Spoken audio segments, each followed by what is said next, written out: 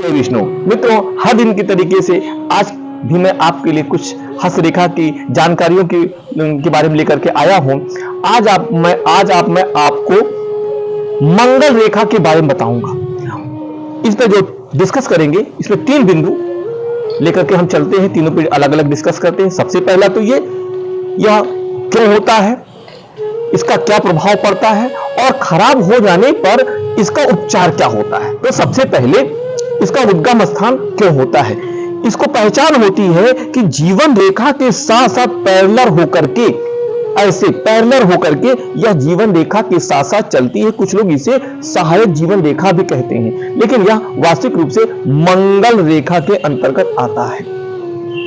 मंगल रेखा ये जीवन में जो प्रभाव देता है वो साहस का देता है, बोलने की क्षमता देता है, अट्रैक्टिव शरीर को देता है, चेहरे पे लालिमा होती है, दूसरों को प्रभावित करने की क्षमता बहुत बढ़िया से होती है, गठीला शरीर होता है, गठनदार होते हैं और अपने शब्दों में गंभीरता दिखाते हैं।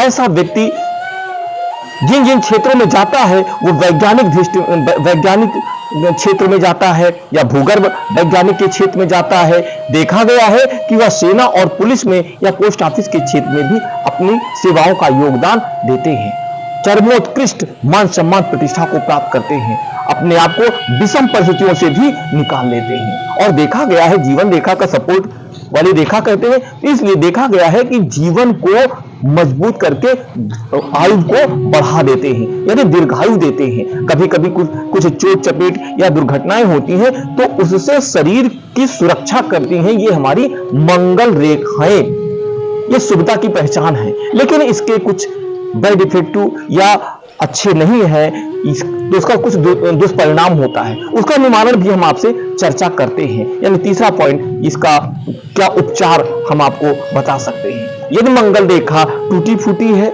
या आगे भाग रेखा को काट रही है, भाग रेखा को काट रही है या सूर्य रेखा को स्पर्श कर रही है, तो ऐसे में कहीं ना कहीं जीवन के साथ अड़चने आती हैं, मान सम्मान में कमी आ जाती है, बीमारी, चोट चपेट या खून की कमी भी देखा गया है। ऐसा होता देखा गया है। इससे बचने के लिए बहुत अच्छा सा उपचार है, मैं आपको बताता हूं। एक तो 7.25 रत्ती का मूंगा इस उंगली में, अनामिका उंगली में अष्टधातु में धारण कर लें। यदि आप इसे धारण नहीं कर सकते हैं तो एक लहचिजड़ा का जड़, जिसे हम अपामार्ग भी कहते हैं, मंगलवार को निकाल करके, काट करके और उसे धुल करके, आरती धूप चंदन करके, लाल कपड़े में सिल करके गले में धारण कर लीजिए। लेकिन 4-5 महीने के बाद उसे चेंज कर दीजिए, आपको बहुत अच्छा सूट करेगा। और मंगलवार के दिन 5 बादाम सिर से 7 बार घुमाएं। मंत्र होगा ओम भौम भौमाय नमः। यह कहते हुए उस 5 बादाम को हनुमान जी के मंदिर में उनके चौखट पर रख दीजिए। देखिएगा, मंगल आपका पूर्ण सपोर्ट करने वाला हो जाएगा।